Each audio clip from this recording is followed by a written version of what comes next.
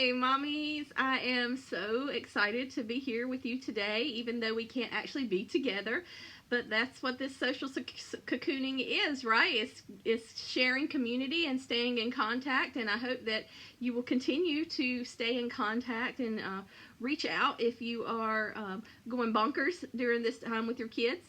Krista asked me to share a little bit on a video about life during COVID with your families and about how to talk to kids about COVID. So I got my hair did for you, and I may or may not have on my jammies. I do have on my jammies.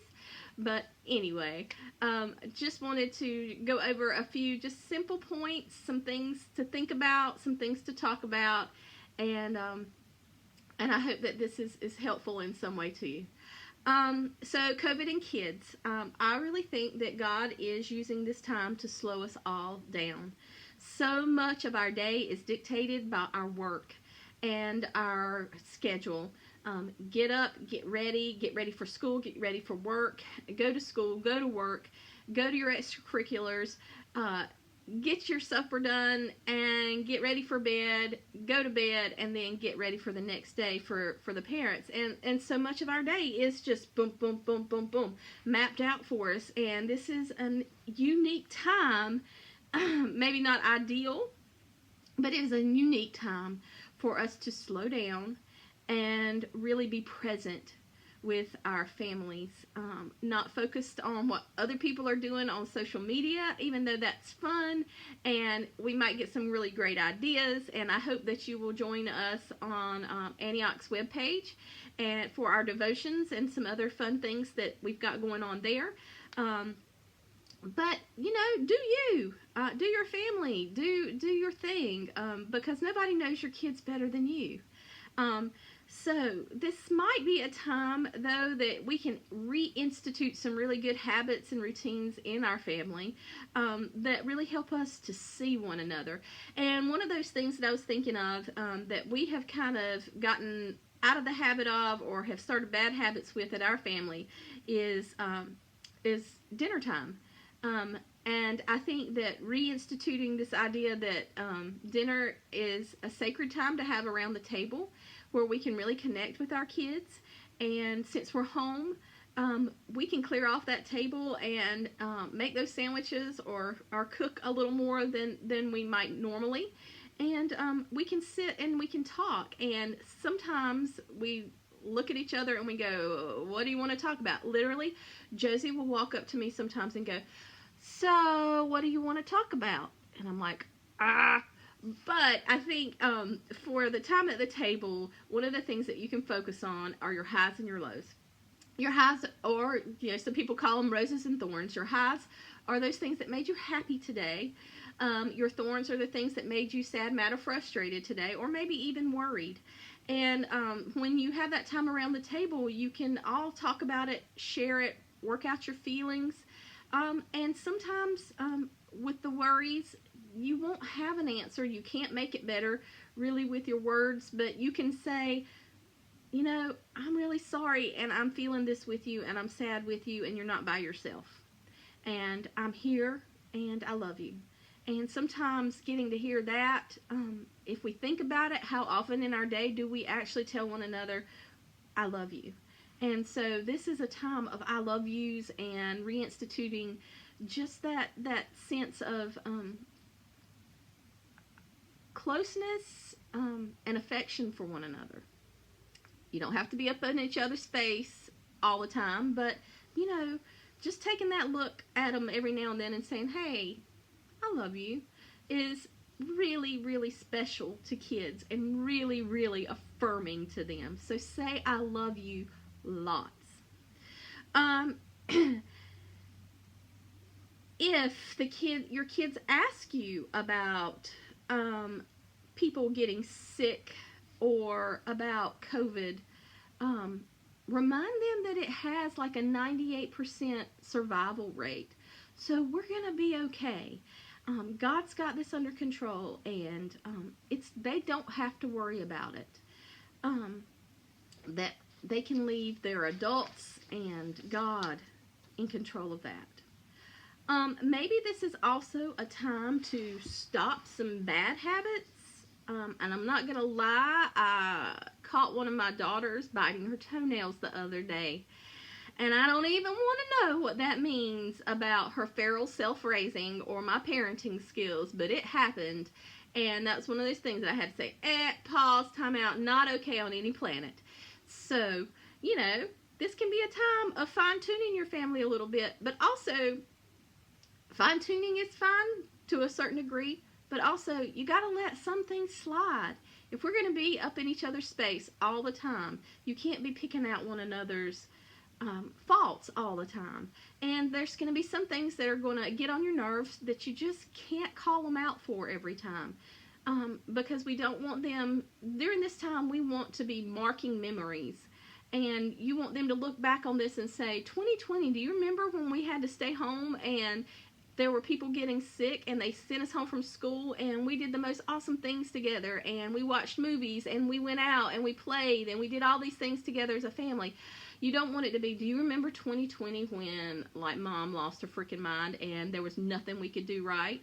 So, make sure that you are trying to stay positive with your kids. We can't be that all the time. We can work on some things, but we can also work on grace. So give your kids a huge, huge space for grace during this time.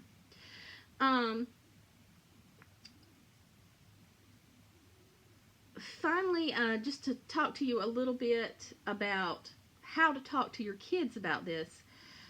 Before you even talk to them about it, what I'm going to say is going to be a little wacky, but I think that this is so important. I think that you need to turn off the news.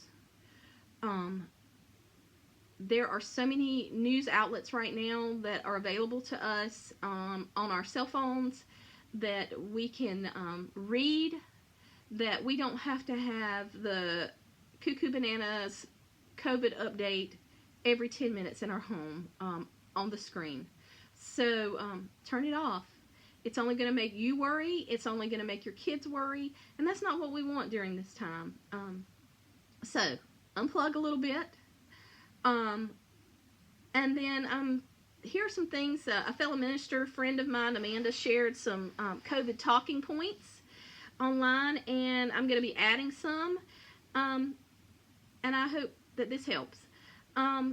So first, this is a different and weird time, but different can be good. School is going to be different. A home is going to be different. Routines are going to be different.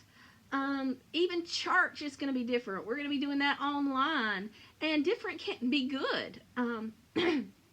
But that does not mean that things will never be the same.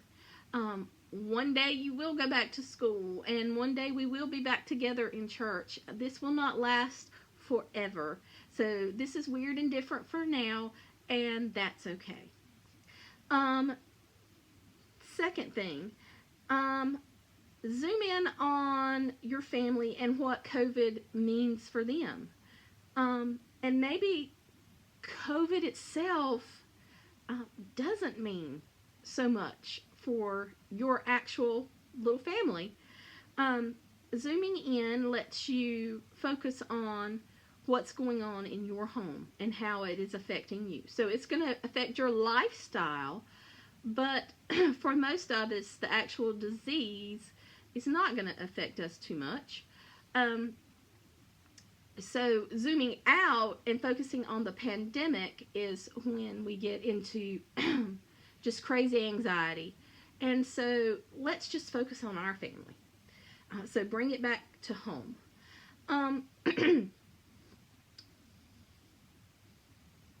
Again, like I said, if they do ask about it, it has a really high recovery rate. So it doesn't mean that if you get COVID or somebody that you love has COVID, it doesn't mean that you aren't going to see them or that they are going to die. It has a really high survival rate. But, sometimes we try to answer questions before they ask them. So just go with what they ask. If they're not asking about people dying, don't talk about people dying. So, even though this is a different time and this is a crazy time, God is still in control of this time. And God's arms are big enough and strong enough to hold us all during this time. He's going to hold the sick people and the well people and the funny people and the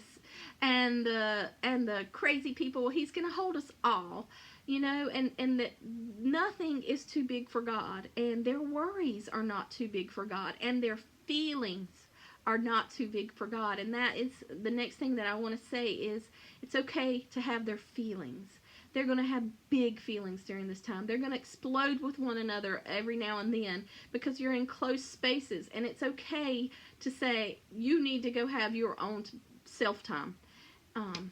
So during this time, feelings are okay. They might be feeling happy because school is out, but then feeling guilty because it's out because people are sick. Maybe they're feeling scared. Maybe they're feeling mad. Maybe they're feeling isolated. All the feels are okay, and you can feel them with them. So the last thing is just remember the golden rule